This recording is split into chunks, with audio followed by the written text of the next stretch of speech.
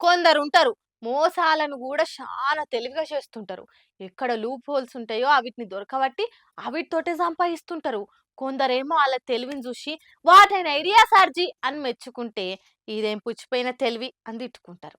ఈగీడ మెడల ID card pink కోటేసుకొని బింకంగా టికెట్ టికెట్ అని రైల్లా జనరల్ బోగిలా ఎంత మంచిగా టికెట్ చెకింగ్ చేస్తుంది అక్క. ఈ అక్క ఎటైర్ చూస్తే అబ్బా మస్తు స్ట్రిక్ట్ టీటీ ఉన్నది కదా అక్క, టికెట్ లేని వాళ్ళని చూస్తే అస్సలే ఇడిచిపెట్టది అనేటట్టుంది కదా అనుకుర్రు కదా అంతా. నిజమే, టికెట్ లేని వాళ్ళను అస్సలే ఇడిచిపెట్టది. అక్కకు కావాల్సింది కూడా ఆలే. ఎంత మంది టికెట్ లేకుండా దొరికితే అక్కకు అంతగానం జేబులు నిండుతాయి అన్నట్టు. మంచిదే కదా, రైల్వేకు ఆమ్దాన్ వస్తది అని పొరబడేరు సుమి. అక్క రైల్వే అపాయింట్ చేసిన టీటీ కాదు, ఆమెనే సెల్ఫ్ అపాయింట్ చేసుకున్న సెల్ఫ్ టీటీ. అర్థం కాలే, అక్క ఒరిజినల్ కాదు ఫేక్ అన్నట్టు. టీటీ వేషం గట్టి రైల్వే టీటీ లెక్కనే రైళ్లకెక్కి టికెట్ లేనోళ్ళ తాన వసూలు చేస్తుంది. ఇట్లా అదొక ఆర్టు.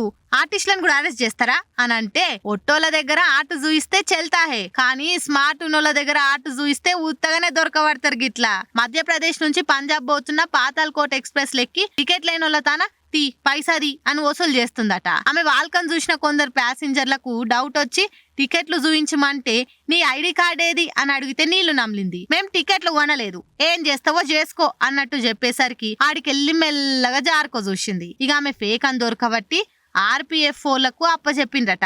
కాని చూడుర్రి, దొరకబట్టినోళ్ళు కూడా టికెట్ లేకుండా పోతున్నోళ్లే. దొరికిన ఆమె కూడా గజ దొంగనే, దొందే కదా.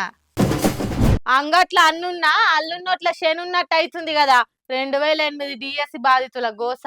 నోటి కాడి బుక్ ఎత్తిపోయినట్టు అయ్యే వరకు 16 ఏండ్ల సంధి కొలువుల కోసం తిరుగుతుండ్రు.